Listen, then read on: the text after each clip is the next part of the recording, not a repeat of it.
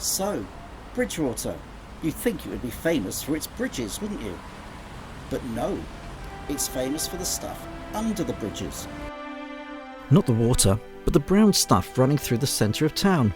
No, not that kind of brown and sticky, not gravy, not sewage.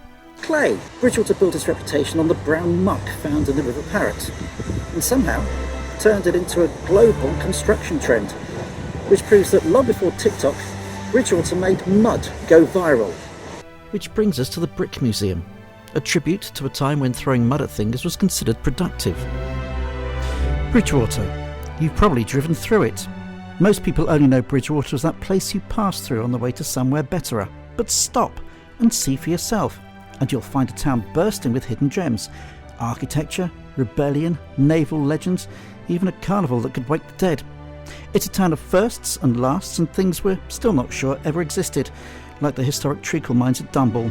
Welcome to Bridgwater, but don't tell too many people about it, because the roads are busy enough already.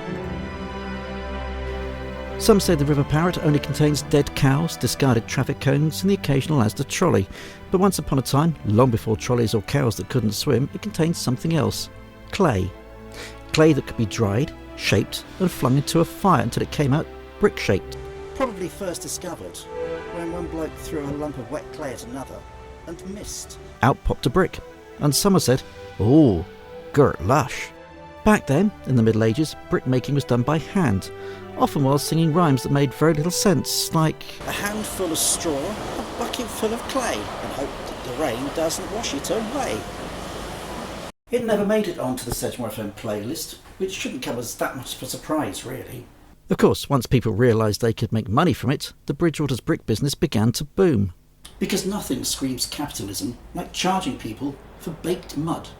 By the 1700s, Bridgwater had brickyards popping up in places like Hamp and Crove Hill. Different clays, different colours, different levels of smugness from local builders. The bricks they made are everywhere, in St Mary Street, Friar Street, and anywhere you see that reddish hue and think, that building looks like it could survive an argument. To fire them, they built kilns, giant cone-shaped ovens that looked like industrial wine bottles. They weren't designed for cooking anything else, but that was not from trying to roast sausages in one during the 1897 Bridgwater Tile Festival. Allegedly. These kilns gave the bricks their strength, and the surrounding air is described as earthy barbecue with a hint of anxiety. Bridgwater didn't just supply bricks for local buildings. Like the Status Quo song, Bricking All Over the World, its wares were shipped globally, around the world from Somerset to America, China and Canada, even all the way to New Zealand, just without guitars and the headbanging. Proof that even the most unlikely export can go global, if it's flat, red and stackable. But who made the bricks, and what were the working conditions like back then? To find out, I asked Brick and Tile Museum manager Marie Emerson. So these are the firemen, and they would have been loading the kilns with coal. They would probably have worked 12-hour shifts, and when a kiln was firing, it would be a 7-day job. Although when it's cooling down, they don't have to tend it quite as much.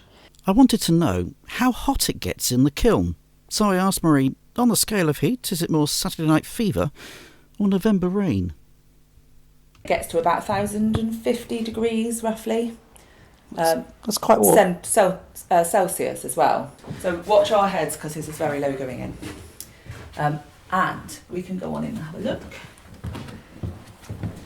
So this is the kiln. From the outside you can see the cone, but obviously as a roof, so you can actually see up through the holes to the top. Heat comes in, goes round, and then it gets pulled back through, down through there, out the chimney. Held about 14,000 bricks. So where did the bricks come from then to build the kiln to make the bricks? But that is a good question, because there's two sort of answers for it really. Internally, you actually really need to use a fire brick, right, to withstand the heats. And we couldn't make those here, or we didn't make them here, because it's it's much denser and a heavier clay. So the inside, there are some prints around. So there's one here, and you can see that these were made from Flintshire, So that's Wales. So they came from there.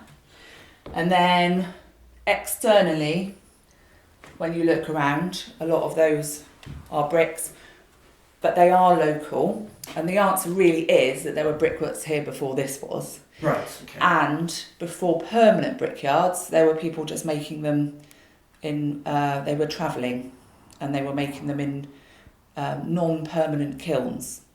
So you could make a kiln, it's called a clamp, and you just build layers, and then some of the bricks just don't bake. So They're on the outside, but you don't have to have made bricks on those because you're just piling them all up as they are. By the 1840s, the industry was thriving. Brick was big business. It employed half the town.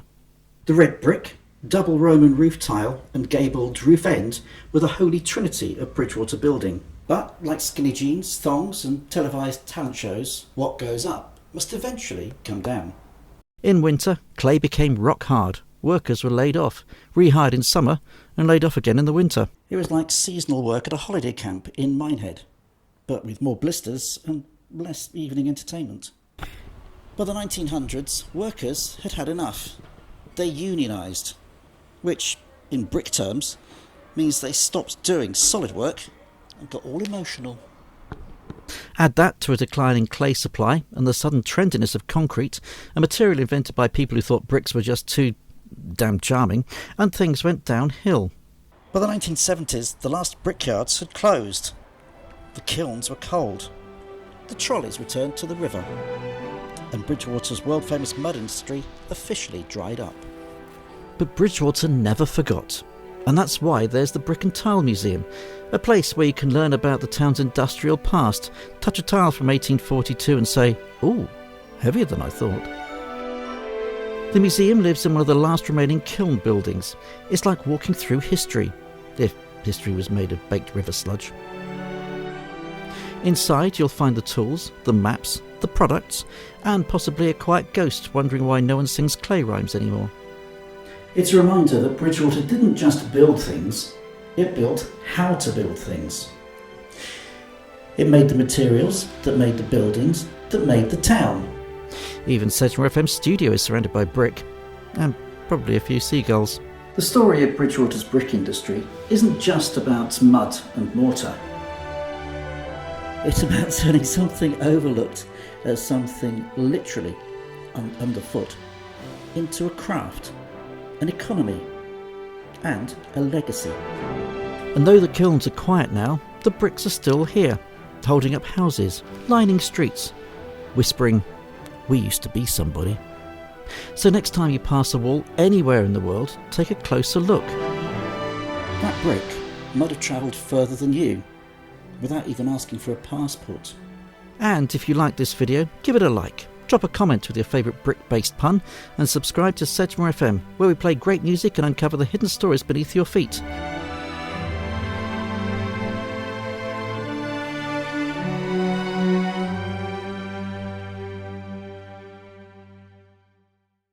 This is a spy hole. I was going to say, because that's not made of brick. It's not made of brick. That's a spy hole because there was always a chap that could look in and he could tell what temperature it was. Unfortunately, you can't see right through it anymore. So we don't know the temperature in there now? No, hopefully cold. Okay, so this is our local brick. This was made, this is a scourer for cleaning, not building. Oh, right. It was made from the silt from the River Parrett, not the clay from the pits, so it's very different. There's lots of lovely pictures. That just looks like a giant chess piece.